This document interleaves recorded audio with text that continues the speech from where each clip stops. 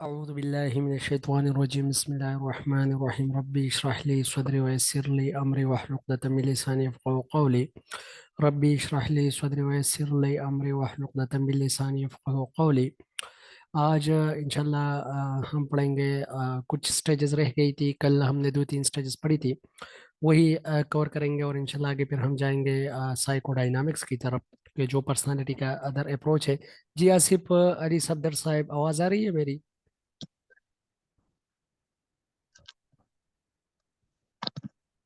Yes sir, clear. Okay जी, okay, चलो start करते हैं, ठीक है।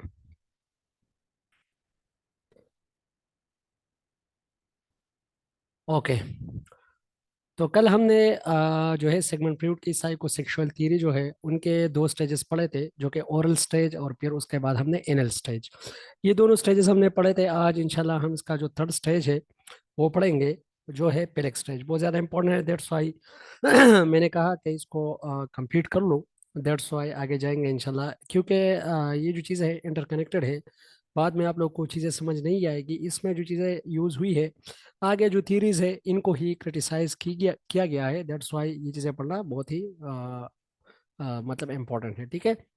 फिर एक स्टेज जो है वो 3 साल से लेके 6 ईयर तक, ई 6 ईयर तक है। इससे पहले जो स्टेज था वो एनल स्टेज था, जो कि 36 मंथ और 3 ईयर तक होता है। और उससे पहले जो स्टेज था, फर्स्ट स्टेज, वो ओरल स्टेज था, जो कि 18 मंथ तक होता है, ठीक है। फर्स्ट स्टेज 18 मंथ तक। सेकंड जो स्टेज है जिसको हम ओरल स्टेज कहते हैं, सेकंड जो स्टेज है जिसको हम एनल स्टेज कहते हैं, वो 18 से लेके 36 मंथ तक है। और फिर उसके बाद जो थर्ड स्टेज है वो 3 to 6 ईयर्स है, ठीक है। अच्छा, वहां पर ओरल स्टेज में जो ये एरोजेनस जोन था, ये स्पेसिफिकली जो माउथ है, माउथ पे था ये। और फिर उसके बाद एनल स्टेज में जो एरोजेनस जोन था वो स्पेसिफिकली एनल में था। अभी जो एरोजेनस जोन है वो जेनिटल्स में है, जो कि genitals part of the body है, स्पेसिफिकली उसमें है, ठीक है। तो अभी erogenous zone is the genital self stimulation of the genitals produce player, ठीक है। At age 5 or 6, near the end of the phallic stage, children experience the oedipal conflict. Why? The electroconflict girl. ये बहुत ही ज्यादा important है ये दोनों terms. Oedipus और ऑडिपल कम्प्लेक्ट, और एक है इलेक्ट्रा और इलेक्ट्रा कम्प्लेक्ट्स, ठीक है। ये दोनों चीजें जो है, ये इलेक्ट्रा गर्ल्स के लिए यूज हुआ है, और ऑडिपस ऑडिपल जो है ये बॉयज के लिए यूज हुआ है। इसमें सिगमंड फ्रॉइड कहता है कि अपोजिट सेक्स के लिए सेक्सुअल डिजायर एरोज होते हैं। फॉर एग्जांपल, एक बच्चा है, नऊज बिल्ला, तो उसकी जो सेक्सुअल डिजायर्स है, ये सिगमंड फ्रॉइड कहता है, वो अपनी अम्मी की तरफ थोड़ा रागिब हो जाता है, और जो फीमेल होती है वो थोड़ा अपने अब्बू की तरफ रागिब हो जाता है, ठीक है। तो इसीलिए यहाँ पर चूंकि वो तो फिलफिल नहीं हो सकते, दैट्स वाई यहाँ पर इनको कहा गया है ऑडिपल कॉम्प्लेक्स एंड इलेक्ट्रा कॉम्प्लेक्स। तो यहाँ पर ये जो कॉम्प्लेक्सिटीज आ गई पर्सनालिटीज में, तो बॉयज क्या करता है, वो ऑब्जर्व करता है कि पावर जो है वो ज्यादातर मेरे बाबा के साथ है। और जो लड़कियां होती हैं वो ऑब्जर्व करती है कि जो पावर है, वो तो पावर जो है वो बाबा के साथ है, वो भी ऑब्जर्व करती है, ठीक है। तो यहाँ पर जो पेशियोनेस है और यहाँ पर जो इन्फीरियरिटी है वो गर्ल्स में आ जाती है, और जो सुपेरियरिटी है वो मेल में आ जाती है, ठीक है। और मेल जो है वो भी यहाँ पर कुछ कम्प्लेक्सेस आ जाते हैं। उनके जो डिज़ायर है, सेक्सुअल डिज़ायर है, उनको सेटिस्फाई करने के लिए वो कहते हैं कि चलो, अगर फॉर एग्जांपल मैंने कोई बात कह दी या इधर उधर कोई चीज़ कर ली, तो मैं कैस्ट्रेशन एंजाइटी का शिकार हो जाऊंगा। कैस्ट्रेशन एंजाइटी कहते हैं कि फॉर एग्जांपल एक बंदा डरता है, क्यों? From the cutting of their body parts, कि ऐसा ना हो कि कोई मुझसे मेरे बॉडी पार्ट्स काट ले, दैट्स वाई ही और शी इज ऑपरेटिंग, ठीक है। लेकिन यहाँ पर स्पेसिफिकली ये जो कैस्ट्रेशन एंजाइटी है, ये बॉयज के लिए यूज हुआ है। और इलेक्ट्रा कम्प्लेक्स जो है, इलेक्ट्रा कम्प्लेक्स में यहाँ पर किया गया है कि यहाँ पर फिनिस एनवे जो है उनका शिकार हो जाती है ये जो फीमेल है, ठीक है। तो बाद में इनको क्रिटिसाइज किया गया, इंशाल्लाह आगे हम पढ़ेंगे। एक फीमेल है, उन्होंने इसको क्रिटिसाइज किया हुआ है, स्ट्रांगली क्रिटिसाइज किया हुआ है कि ऐसी कोई सिचुएशन नहीं है। हालांकि यहाँ पर जो सिगमंड फ्रॉइड है वो कहता है कि नहीं, इसी तरह का सिचुएशन है कि गर्ल्स जो है वो अपने आप को पेशियो और इंपीरियर समझने की कोशिश करते हैं, इंटरनलाइज करते हैं, मीनिंगलेस अपने आप को समझती है। और जो मेल है वो अपने आप को इंपीरियर सुपीरियर और जो है अपने आप को डोमिनेंट समझने की कोशिश करते हैं, इंटरनलाइज करते हैं, ठीक है। A process through which they learn to identify with the same gender parent by acting as much like that parent as possible। ये तो हमने पढ़ा, एक्सप्लेन भी किया। अडिपस कम्प्लेक्स ये देखो बॉयज में है, इलेक्ट्रा कम्प्लेक्स गर्ल्स में है, ठीक है। Child is sexually attracted to the other sex parent and wishes to replace the same sex parent, ठीक है। अच्छा, Oedipus complex little boys. Castration anxiety, मैंने आप लोगों को कहा कौन सी एंजाइटी है, ये देखो son believes father knows about his desire from mom, fears dad will castrate him. यहाँ पर देखो मतलब बॉयज के जो सेक्सुअल ख्वाहिशात है वो एरोज हुए हैं, लेकिन वो उसको इसलिए फुलफिल नहीं कर रहे हैं कि वो डरता है कि जो मेरा बाप है ऐसा ना हो कि वो मुझसे जो मेरा बड़ी पार्ट है वो काट ले, ठीक है। तो दैट्स वाई ये कहता है कि जो सन होते हैं जो ज्यादातर वो कैस्ट्रेशन एंजाइटी के शिकार होते हैं। represses his desire and defensively identifies with dead। यहाँ पर वो अपने डिजायर को रिप्रेस कर रहे हैं। अच्छा, रिप्रेस हमने पढ़ा था। अच्छा, रिप्रेस क्या होता है एनीवन, जो हमने कल डिफेंस मैकेनिज्म पढ़े थे जी, एनीवन, रिप्रेशन। डिप्रेशन जो कि बंदा साइड पे करे और उनको अनकॉन्शियस में ले जाए और दोबारा उसको मतलब नहीं लाना चाहता कॉन्शियस में कभी भी। जी जी जी, मैंने आप लोग को कहा था कि रिप्रेशन इस तरह होता है कि आप फोर्सफुली और इंटेंशनली किसी भी थॉट्स और सोच को या बिहेवियर को अनकॉन्शियस पार्ट में धकेल लेते हो, उसको धक्का देते हो। दिस इज समथिंग सप्रेस करना, रिप्रेस करना, ठीक है। तो ये है रिप्रेशन। Very good.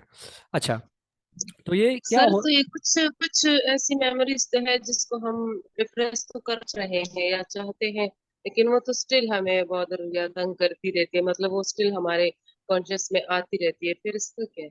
हाँ, बात तो आपकी ठीक है, हम तो बुलाने की कोशिश करते हैं लेकिन स्टिल वो एनजाइटी क्रिएट करता है। लेकिन ये एनजाइटी जो है जी। ये ख़त्म नहीं होती, स्टिल इसकी कुछ क्वांटिटी जो है वो आपकी बॉडी में रिमेन होती है। लेकिन इसके कुछ और टेक्निक्स है स्ट्रेस को मैनेज करने के लिए, एनजाइटी को मैनेज करने के लिए। मेरे ख्याल में अगर आप मुझसे पूछो तो सबसे इंपॉर्टेंट चीज़ जो है वो एक्सरसाइज है, ठीक है। सेकंड जो चीज़ है वो है नमाज। अगर आप बिल्कुल ही आजिज़ी से और बिल्कुल ही तवज्जो के साथ नमाज पढ़ो तो मेरे ख्याल में ये जो एनजाइटी है ये चीज़ें भी ऑटोमेटिकली इसकी रिप्रेशन और हो जाएगी। थर्ड जो है अपने आप को इन्वॉल्व करना, इंडल्ज करना, अपने आप को और किसी डिस्कशन में इन्वॉल्व करना कि वो जो चीज़ें हैं वो आपकी कॉन्शियस में ना आए। तो इसी तरह की चीज़ें जो है फिर आपको इससे निजात दिला सकती है, ठीक है। अच्छा जी, तो पहले स्टेज ये देखो पेनिस इनवे का भी आ गया concept. Daughter is initially attach to mom.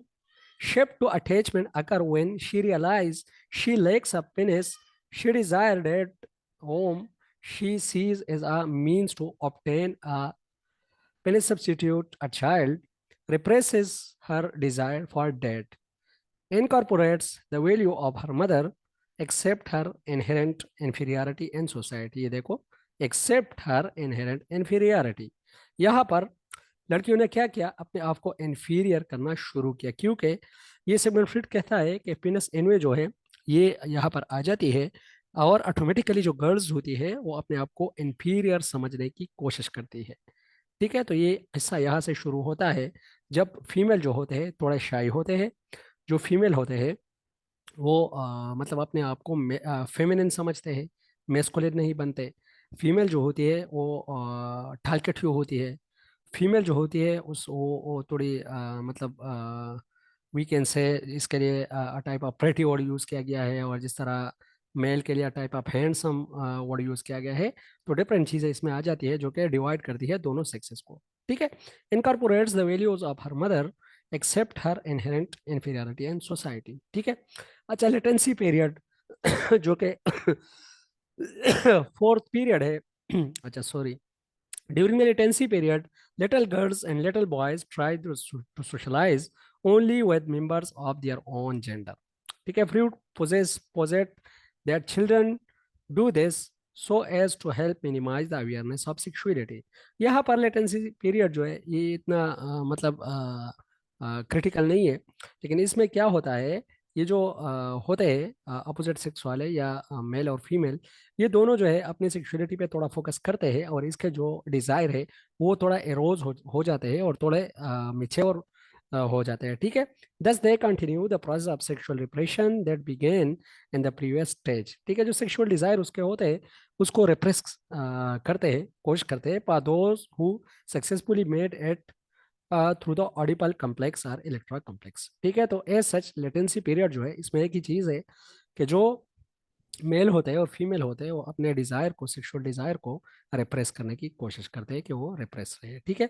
जो ये वाला स्टेज है जेनिटल स्टेज, ये बिल्कुल ही मिच्योर सेक्सुअलिटी वाला स्टेज है और ये वही स्टेज है जहाँ पर मेल और फीमेल दोनों जो होते हैं वो अक्सर शादी के बंधन में बांध दिए जाते हैं, ठीक है।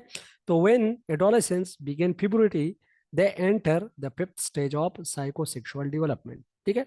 They develop secondary sexual characteristic, example given public here, ठीक है। The onset of the physical sexual characteristics reawakens people's sexual urges and thus they are no longer able to successfully repress their sexual desires, impulses and urges। मतलब ये है कि यहाँ पर फिर और इसको सप्रेस और इम्प्रेस नहीं कर सकते, ठीक है। बिल्कुल ही उसके डिजायर जो होते हैं वो बिल्कुल फीक पे होते हैं। दैट्स वाई उसको नीड हो जाती है कि वो क्या करे, या तो शादी करे, और जो बाहर के मुल्कों में शादियां तो ऐसी कितनी नहीं होती, वहां पर एक बॉन्ड होता है, एक कॉन्ट्रैक्ट होता है, वो साइन करके शादियां की जाती है, ठीक है। तो इसी तरह की मतलब लीगल सेक्स जो होता है, उस लीगल सेक्सुअल डिजायर को पूरा करने का जो सिस्टम है, प्रोसेस है, उसमें ये इन्वॉल्व हो जाता है, ठीक है। They begin searching for a marital mate with whom they can share sex and intimacy, ठीक है। फिर यहाँ पर जो है क्या होता है, अपोजिट सेक्स के साथ अक्सर शादी हो जाती है और जो उनकी लीगल सेक्सुअल जो है डिजायर्स है लीगली वो पूरे हो जाते हैं, ठीक है। अच्छा, ये थोड़ी समरी है, मेरे ख्याल में समरी की इतनी ज़रूरत नहीं होगी क्योंकि ये तो हमने ऐसे इतनी डिटेल में पढ़ी है, ठीक है। अच्छा, टाइप्स ऑफ पर्सनालिटी थीरीज। अभी हम आते हैं एक और डायनामिक की तरफ जिसको हम कहते हैं साइको डायनामिक। वो थी क्या, साइको एनालिटिक, ये है साइको डायनामिक, ठीक है। फिर हम आगे जाएंगे इंशाल्लाह humanistic, Carl Roger and Maslow की तरफ। फिर हम जाएंगे इंशाल्लाह ट्रेट अप्रोचेस टू पर्सनालिटी जो कि स्पेसिफिकली पेश की है केटल और एल्पर्ट गॉर्डन ने, ठीक है।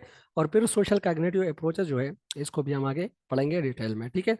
जो साइकोडायनामिक है, साइकोडायनामिक का मैं थोड़ा आप लोग को बैकग्राउंड दे दूं। ये जो यहाँ पर जो बंदे इन्वॉल्व है इसमें कार्ल जंग है और दूसरा जो है मेरे ख्याल में एडलर है, ठीक है। इस तरह के बंदे इसमें इन्वॉल्व है।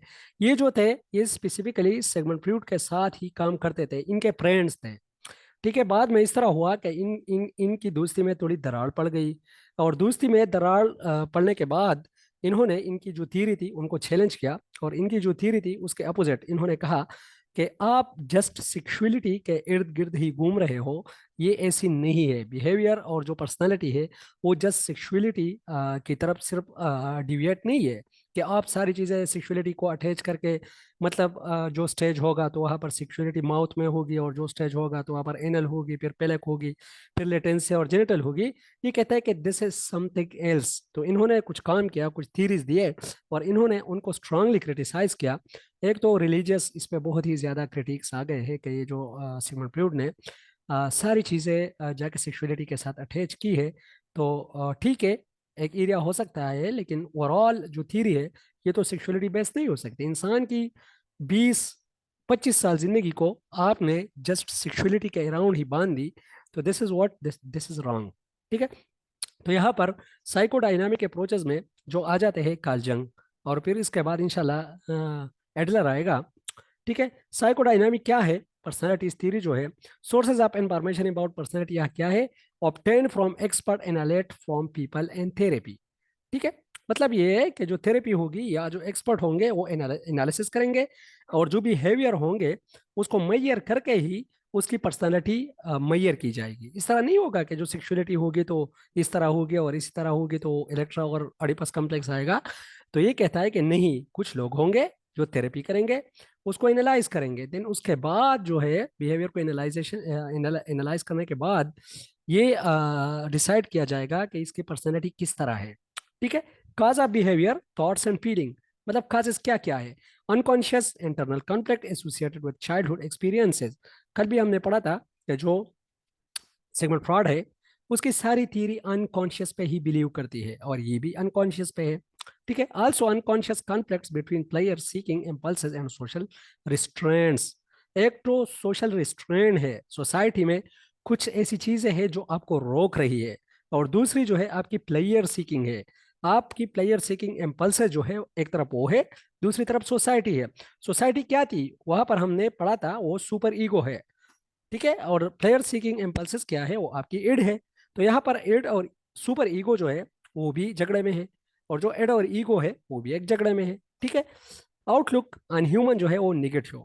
मतलब ये है कि यहाँ पर ये जो साइको एनालिटिक थ्योरी थी, जितनी भी चीजें थी वो निगेटिव, इन्होंने निगेटिव टर्म में यूज की है। Very comprehensive of theory. तो ये वेरी वेरी कंप्रिहेंसिव। ठीक है, ये तो जस्ट बैकग्राउंड सा दिया गया है। आगे इंशाल्लाह चीज़ें आ रही है, ये बहुत ज़्यादा इंपॉर्टेंट है। ये वाला जो स्लाइड है इस पे मैंने काफ़ी मेहनत भी किया हुआ है।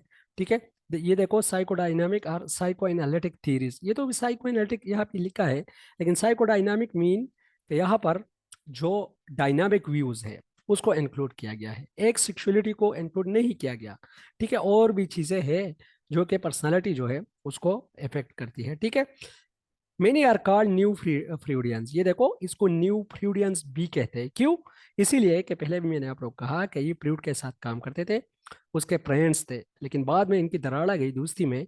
दैट्स वाई इन्होंने राहें जुदा कर ली, और इनके जो थॉट्स थे ये भी थोड़े अलग हो गए। ठीक है, तो इसीलिए इसको न्यू फ्लूइडियंस भी कहते हैं।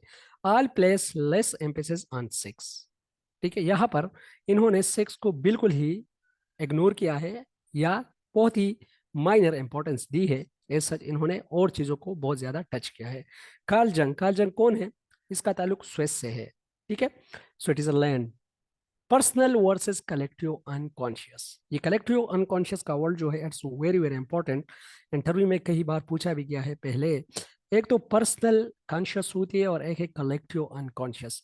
तो कलेक्टिव अनकॉन्शियस को अगर हम देखें, इसी साइड पे आप लोग देख लो, कलेक्टिव अनकॉन्शियस को कार्ल जंग ने यूज किया था, और कलेक्टिव अनकॉन्शियस का मतलब यही है कि जस्ट एक सेक्सुअलिटी जो है वो रिस्पॉन्सिबल नहीं है बिहेवियर को शेप करने या पर्सनालिटी को शेप करने के लिए।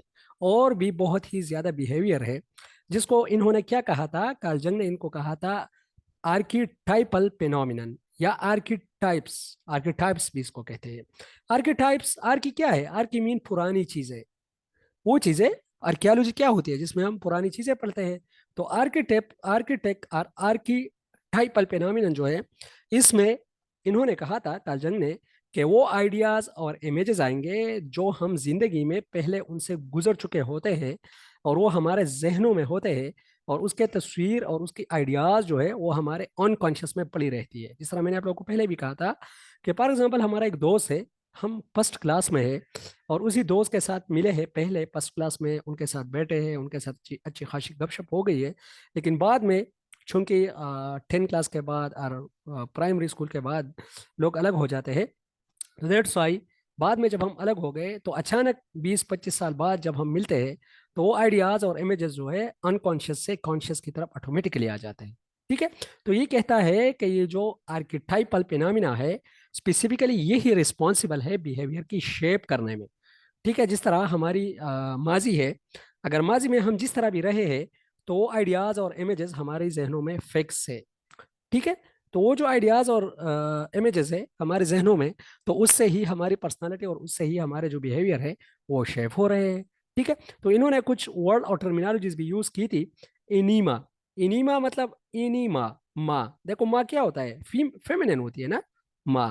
ठीक है, तो फेमिनिन क्वालिटीज, जिसमें फेमिनिन क्वालिटीज होंगी मतलब फीमेल की तरफ इशारा कर रहा है। इन्होंने फीमेल के लिए एनिमा वर्ड यूज किया, वहां पर उन्होंने वर्ड के लिए वुमेन के लिए यूज किया था इलेक्ट्रा कम्प्लेक्स, यहाँ पर इन्होंने वर्ड यूज किया एनिमा। फिर मेस्कुलिन के लिए, मेस्कुलिन क्वालिटीज के लिए इन्होंने एनिमस का वर्ड यूज किया, और वहां पर उन्होंने ऑडिपस कम्प्लेक्स और ऑडिपल का वर्ड यूज किया था। ठीक है, क्योंकि दोनों सक्सेसर है, एक दूसरे के साथ काम करते हैं। दैट्स वाई इनकी टर्मिनोलॉजी थोड़ी चेंज है, और काम जो है वो ज्यादातर सेम है। ठीक है, परसोना क्या है? इन्होंने वर्ड परसोना किया, परसोना यूज किया, role which a person play. ठीक है, मतलब सोसाइटी के अंदर जो एक्टिव रोल हम प्ले कर रहे हैं, दिस इज परसोना। इन्होंने उसके लिए परसोना का वर्ड यूज किया। शेडो क्या होता है? शेडो में हाल वो चीजें पड़ती है जो कि एक इड चाहता है, जो हमारे ख्वाहिशात होते हैं, जो हमारे जज्बात होते हैं, जो हमारे एहसासात होते हैं, वो हमारे शेडो में होते हैं। ठीक है, तो शेडो वहां पर सिगमंड फ्रॉयड ने शेडो के लिए इट का वर्ड यूज किया था। यहाँ पर शेडो के लिए ये यूज कर रहा है, ये शेडो का वर्ड यूज कर रहा है। ठीक है, इट क्या था, मैंने आप लोगों को कहा था, it work on player principle and it is unreal. ये रियलिटी पे काम नहीं करता, और ये जो है प्लेयर प्रिंसिपल पे काम करता है। और ये कहाँ पर लोकेटेड है? अनकॉन्शियस में, अनकॉन्शियस पार्ट में है। ठीक है, तो ये कहता है कि यहाँ पर शेडो का वर्ड इट के लिए इन्होंने यूज किया है। ठीक है, it is the dark side. अच्छा, इंडिविजुएशन, इंडिविजुएशन इन्होंने यूज किया है इंडिविजुअल, मतलब एक बंदा। तो क्या है यहाँ पर? ईगो के लिए इन्होंने इंडिविजुएशन का वर्ड यूज किया है, जो रियल पर्सनालिटी है। ईगो क्या है? आपकी रियल पर्सनालिटी आपकी ईगो ही है, जिसको हम रियल पर्सनालिटी के लिए जो कार्ल रॉजर था, उन्होंने एक वर्ड भी यूज किया था, जिसको हम कहते हैं रियल सेल्फ। ठीक है, जो कि रियल सेल्फ है आपकी, ये इंडिविजुएशन है। इसकी सारी चीजें हुई है, इन्होंने कुछ टर्मिनोलॉजीज अलग यूज किए हैं। अगर ऑब्जेक्टिव में आ जाए या कोई आप लोगों से पूछ ले, तो आप लोग फिर इजीली उसको आंसर कर सकते हो। ठीक है, अच्छा, इलेक्ट्रा कम्प्लेक्स का और भी इन्होंने यूज किया है। तो इलेक्ट्रा कम्प्लेक्स तो मैंने आप लोग को एक्सप्लेन किया। इलेक्ट्रा कम्प्लेक्स का यहाँ पर भी थोड़ा जिक्र है और वहाँ पर भी थोड़ा जिक्र था। ठीक है, लेकिन इन्होंने दो तीन चीजें जो है वो कही है, और इन्होंने कहा है कि जो आपका कलेक्टिव अनकॉन्शियस है, वही आपकी पर्सनालिटी को शेप करती है। ठीक है, और इन्होंने ये भी कहा है बैलेंस बिटवीन एंट्रोवर्जन एंड एक्सट्रोवर्जन। एंट्रोवर्जन कौन लोग होते हैं? ये देखो, एक पेपर में मैंने देखा था कि वो कौन था जिन्होंने एंट्रोवर्जन और एक्सट्रोवर्जन वर्जन का कॉन्सेप्ट दिया था, तो वो कार्ल जंग था। ठीक है, एंट्रोवर्जन वो लोग होते हैं जो बिल्कुल ही खामोश तबा लोग होते हैं। वो बोलते बहुत ज्यादा कम है, वो चीजें अपने अंदर जज़ब करते हैं, वो अपने आप को एक्सप्रेस नहीं कर पाते, वो टालकट्यू नहीं होते।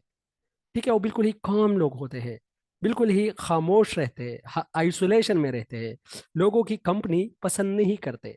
ठीक है, तो इन्होंने एंट्रोवर्जन और एक्सट्रोवर्जन का जो कॉन्सेप्ट था, इसको अटैच किया था सोशिएबिलिटी, सोशिएबिलिटी के साथ। कि फॉर एग्जांपल, एक बंदा जितना सोशल है तो वो एक्सट्रोवर्ट होगा, और एक बंदा जितना सोशल नहीं है वो एंट्रोवर्ट होगा। ठीक है, सोशल जितना होगा उसका इंटरेक्शन ज्यादा होगा। जब उसका इंटरेक्शन ज्यादा होगा तो वो क्या करेगा? एक्सप्रेस करेगा, टाल कठियो होगा। उसके बिहेवियर जो होंगे वो थोड़े रिफाइन होंगे। उसको कम्युनिकेशन जो स्किल्स है वो आते होंगे। उसके बैठने का स्टाइल, उसके उसके हंसने का स्टाइल, ये सारी चीजें जो होगी वेल मैनर्ड होगी। ठीक है, तो एंट्रोवर्जन और एक्सट्रोवर्जन का कॉन्सेप्ट जो होता है, ये भी कार्ल जंग ने दिया था। और कार्ल जंग ने कहा था कि जो हमारी पर्सनालिटी है, ये पर्सनल और कलेक्टिव अनकॉन्शियस दोनों, बल्कि स्पेसिफिकली जो कलेक्टिव अनकॉन्शियस है हमारा, जो हमारी माजी में गुजरी हुई चीजें हैं, उसी चीजों को जब हम मिला के यहाँ पर कोई चीज आ जाती है, तो हमारी जो पर्सनालिटी है उनके साथ उसी तरह के जो हमारे बिहेवियर है उसी तरह ही बनते हैं, और जो हमारे बिहेवियर होते हैं वही हमारी पर्सनालिटी को शेप करते हैं। ठीक है, यहाँ तक किसी का कोई कंफ्यूजन तो नहीं है, या कोई क्वेश्चन या कोई अच्छा सा पॉइंट जो शेयर करना या करना चाहता है या चाहती हो?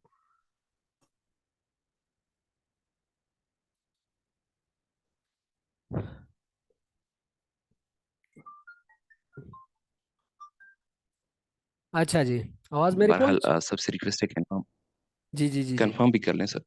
जी जी। आप लोग सुन रहे हैं मुझे?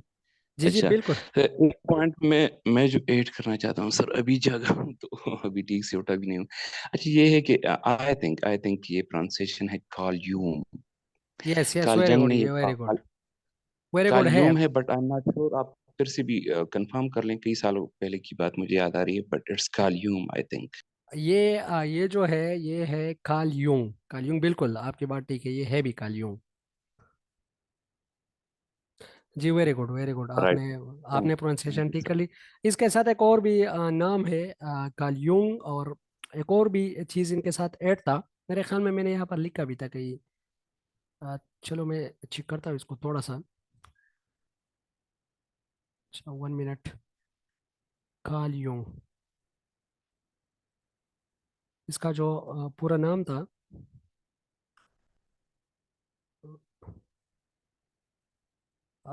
चलो इसको मैं ग्रुप में शेयर कर दूंगा, लेकिन था है ही कालयूंग, कालयूंग ही है ये। मैंने पढ़ा भी है और ये मैंने सुना भी है इसकी pronunciation. And thanks to correct me, and thanks to correct us all. Welcome sir, welcome sir. Okay okay, कोई और किसी का कोई क्वेश्चन? इसी तरह के अच्छे अच्छे पॉइंट्स देखो, this is the type of discussion class. तो हम एक दूसरे से सीखेंगे। खाल यूंग ही है। अच्छा, चैट को मैनेज करना थोड़ा मुश्किल होता है, तो इसीलिए किसी ने लिखा है कि सर ये कलेक्टिव अनकॉन्शियस जरा फिर से डिस्कस करें। ठीक है, ये जो कलेक्टिव अनकॉन्शियस है, मैंने आपको कहा कि ये एक ही चीज के इर्द नहीं घूमता। इसकी थ्योरी अगर कल आपने क्लास ली थी तो आप लोग फिर आपका मेरे ख्याल में क्वेश्चन एराइज होना ये नहीं एराइज होता। लेकिन आपने चूंकि क्लास मिस की थी, इसीलिए कलेक्टिव अनकॉन्शियस का मतलब ये है कि बहुत सारी चीजें मिलके हमारी जो अनकॉन्शियस है वही बनाते हैं। जिस तरह हमारी यहाँ पर इन्होंने कहा है कि जो हमारे इमेजेस और आइडियाज होते हैं, जो मुस्तकबिल में जो सॉरी माजी में गुजरे हुए होते हैं, तो वही जब हम कोई चीज़ देखते हैं तो क्या होता है, वही चीज़ें ऑन द स्पॉट हमारी जहन में आ जाती है, अनकॉन्शियस से कॉन्शियस की तरफ। तो ये जो कार्ल यूंग है, ये स्पेसिफिकली उसकी तरफ ही इशारा कर रहा है। ठीक है, ये मैंने यहाँ लिखा भी था, लेकिन अनफॉर्चुनेटली मेरे ख्याल में वो चीज़ मैं सेव नहीं कर सका, दैट्स वाई ये है भी कालियों। और एक और भी इसका पूरा नाम जो था वो मैंने सेव किया भी था, लेकिन चलो फिर इसको बाद में मैं ग्रुप में शेयर करूंगा। ठीक है, अच्छा, फिर उसके बाद जो है एल्बर्ट एडलर है। एल्बर्ट एडलर जो है, इन्होंने भी बड़े मज़े की बात कही है। ये कहता है कि जब इंसान इसी दुनिया में आता है, जब एक बच्चा इसी दुनिया में आता है, तो वो कोशिश करता है कि वो अपनी इंफीरियरिटी से सुपीरियरिटी की तरफ जाए, अपनी इंफीरियरिटी से सुपीरियरिटी की तरफ जाए। हर एक बंदा इसका कोशिश करता है कि वो जो इंफीरियरिटी में रह रहा है, उसी इंफीरियरिटी से निकल के सुपीरियरिटी की तरफ जाए, क्योंकि हम सारे इसी एक चीज़ के पीछे ही भागते हैं। अक्सर इस तरह होता है कि हमारे लिए जो सुपीरियर होता है वो कोई ना कोई बंदा होता है। फॉर एग्जाम्पल, एक बंदा जितना भी अच्छे पोजीशन पे हो, लेकिन वो स्टिल उसके डिजायर पूरे नहीं होते, और वो कहता है कि नहीं, मैं फलां की तरह बनना चाहता हूँ। ठीक है, मतलब मेरे ये ख्वाहिशात है, उसकी जो सुपरियरिटी होती है वो किसी और बंदे के साथ लिंक होती है। ठीक है, तो इसीलिए अल्फ्रेड एडलर और एडलेरियन भी हम इसको कहते हैं। ये कहता है कि जो हमारी सुपरियरिटी है, स्पेसिफिकली मोटिवेशन यहाँ पर है। हमें जो मोटिवेट किया जाता है, हमें जो मोटिवेशन मिलती है, वो स्पेसिफिकली सुपरियरिटी से। सुपरियरिटी क्या है? फॉर एग्जांपल, एक बंदा है, वो कहता है कि मैं लेक्चरर बनना चाहता हूँ। ठीक है, तो अभी आप अपने इंफीरियरिटी से सुपरियरिटी की तरफ, ये जो सफ़र है, इसी सफ़र की तरफ आप मोटिवेट हो, और आप मोटिवेशन की तरफ लगे हुए हो, तो क्या है ये आपकी एक सुपरियरिटी, एक स्ट्रगल है, ये आपकी एक मोटिवेशन है। ठीक है, जो आपको मास्टर एनवायरनमेंट की तरफ क्या करेगा, ले जाएगा। ठीक है, तो इन्होंने सिंपल सी बातें कही है, और इन्होंने कहा है कि कुछ चीजें इस तरह है, जो अल्बर्ट एडलर है, कि कुछ चीजें इस तरह है जो आपको इन्फीरियरिटी से लेके जो है सुपरियरिटी की तरफ ले जाते हैं। ठीक है, इन्होंने कुछ चीजें कही है, जिस तरह नीचे मैंने लिखी है बर्थ आर्डर। ये कहता है कि ये जो बर्थ आर्डर है, ये भी बहुत ज्यादा इंपॉर्टेंट है। अक्सर इस तरह होता है, जो फॉर एग्जांपल ये जो सीक्वेंस ऑफ बर्थ है, जो बड़ा भाई होता है, फिर उसके बाद जो मिडल बॉय, जो भाई यार बहन, और इसके साथ जो है फिर जो छोटी बहन और भाई जो होता है या होती है, तो वो क्या करते हैं, और उनकी इंपीरियरिटी और सुपरियरिटी जो है वो थोड़ी चेंज होती है। और ये बात ठीक भी है, अगर आप लोग देख लो, तो अक्सर इस तरह होता है कि जो भाई होते हैं, मतलब एल्डर भाई जिसके होते हैं, तो वो ज़्यादातर सपोर्ट देते हैं, वो इनकरेज करते हैं, वो उनको ज़्यादातर गाइड करते हैं। ठीक है, तो इसीलिए उसकी जो सुपरियरिटी है, वो इजीली अपनी इनपेरियरिटी पे ओवरकम करके सुपरियरिटी की तरफ जाता है। ठीक है, तो इसी तरह ये एडलर कहता है कि जो बर्थ ऑर्डर है, इवन ये भी इतना इंपॉर्टेंट है कि एक जो छोटा भाई होता है, सबसे ज्यादा वो थोड़ा लाडला होता है। आप लोगों ने देखा होगा, ये क्यों? उसकी जो इन्फीरियरिटी है वो इतनी ज्यादा नहीं होती, और उसकी जो सुपरियरिटी है उसकी तरफ वो बिल्कुल ही इजी जाता है, और उनके साथ मेहनत भी बहुत ज्यादा होता है। ठीक है, तो ये कहता है कि ये भी इंपॉर्टेंट। अच्छा, कंपेंसेशन, कंपेंसेशन का मतलब ये है कि जो फैमिली के अंदर आपको मतलब रिलीफ मिल रहा है, फैमिली के अंदर आपको किस तरह रिलीफ मिल रहा है। फॉर एग्जाम्पल एक बच्चा छोटा है, उसको मोटिवेट किया जा रहा है, उसको खिलौने ला के दिए जाते हैं, उसको एक अच्छे स्कूल में एडमिट किया जाता है, उसको फादर और मदर और भाइयों और बहनों की तरफ से, सब की तरफ से उनको एक प्यार सा मिलता है, उनको एक मोटिवेशन सी मिलती है। तो मीन के ये कंपनसेशन ही मिल रही है उनको। तो वो जो इन्फीरियरिटी है, उसी इन्फीरियरिटी पे वो इजीली जो है जाके सुपरियरिटी की तरफ पहुंच सकता है। ठीक है, तो कंपनसेशन भी बहुत ज़्यादा इंपॉर्टेंट है। हाँ, कंपनसेशन अगर ओवर कंपनसेशन हो जाए तो वो भी फिर खतरनाक है। ओवर कंपनसेशन मीन एक बंदा बहुत ही ज़्यादा लाडला है, तो फिर आप लोगों ने देखा होगा ऐसे बच्चे जो एक ऐसे एनवायरनमेंट में पलते हैं जो बिल्कुल ही मतलब माँ या बहन के गोद में होते हैं। मेरा खुद अगर मेरा एक्सपीरियंस आप लोग के साथ शेयर कर लूँ, तो मेरी छोटी बेटी थी जो फर्स्ट मेरी बेटी थी। तो इस तरह थी कि मैं उसको बहुत ही मतलब वो मेरे लिए बहुत ही लाडली थी, और लाडली है भी, शुक्र है। लेकिन वो उसी टाइम उसका बचपन था। तो मैं उसको उठा के उनको बिल्कुल ज़मीन पे नहीं बिठाने देती थी, देता था, और बिल्कुल उसके सारी चीज़ों का ख्याल रखता था। जब वो रोती थी तो उसको डायरेक्ट बिठा के मैं बाहर ले जाया करता था, उसको घुमाता था, और इसी तरह की मतलब उसका बहुत ही ज़्यादा ख्याल रखता था। क्या हुआ कि बाद में जब अभी जो है उसकी जो फिजिकल फिटनेस है वो इतनी नहीं है, फिजिकली वो इतनी स्ट्रांग नहीं है। ठीक है, और अभी वो लॉनलीनेस को थोड़ा पसंद करती है। अभी वो जो है मुझे लग रहा है कि वो इंट्रोवर्ट है, एक्सट्रोवर्ट बिल्कुल नहीं है, क्योंकि अभी उसका स्कूल एज है। और जब मैं उसको ले जाता हूँ अपने साथ, तो वो बच्चों के साथ नहीं बैठती, वो बिल्कुल ही आइसोलेट है। वो बिल्कुल ही एक ऐसे इन्वायरमेंट में रहना पसंद करती है जहाँ पर उसके साथ बच्चे इतने ज़्यादा ना हो। और जो बच्चे आते हैं तो ये तंग रहती है, बिल्कुल रोती है अभी भी। ठीक है, तो मतलब ये है कि जो हम बच्चों को ओवर कंपेंसेट करते हैं, ओवर कंपेंसेशन देते हैं, ये भी उनके लिए खतरा है। ठीक है, तो यही एक्सपीरियंस मैंने आप लोग के साथ शेयर किया। फिर उसके साथ बाद जो मेरा बच्चा है अभी, वो तकरीबन 3 साल का है। तो वो अभी बिल्कुल ही ठीक है। ये जो मेरा पास्ट एक्सपीरियंस था, मैंने उनको अप्लाई करके मैंने कहा कि नहीं, अभी इनको खेलने दो, ज़मीन पे खेलने दो, इनको खेलने दो, ये मिट्टी पे खेलने दो, तो इंशाल्लाह ये ठीक रहेगा। और बिल्कुल ही वही जो मेरे एक्सपीरियंस है वो बिल्कुल ठीक रही है। बच्चे को आप जब बिल्कुल ध्यान उस पर ना दो, उसमें क्रिएटिविटी आएगी, वो खेलेगा चीज़ों के साथ, वो खुद ही कोशिश करेगा कि चीज़ों को डिस्कवर करे, वो खुद ही कोशिश करेगा कि जो इंटरेक्शन है उसकी डेवलप हो जाए। तो वो जो बच्चे होते हैं वो थोड़े ज़्यादा मेस्कुलिन होते हैं एज कम्पेयर टू जिसको हम ओवर कंपेंसेट करते हैं उससे ज़्यादा। ठीक है, अच्छा। तो ये एल्बर्ट एडलर जो है, ये कहता है कि इंफीरियरिटी कम्प्लेक्स से हम सुपरियरिटी की तरफ जाते हैं। दैट्स वाई ये जो जितना भी हमारा स्ट्रगल है, ये इंफीरियरिटी से सुपरियरिटी की तरफ ही बस हमारी सारी जिंदगी इसमें सर्व हो जाती है, और यही हमारी जो पर्सनैलिटी है उसको डिटरमिन करती है।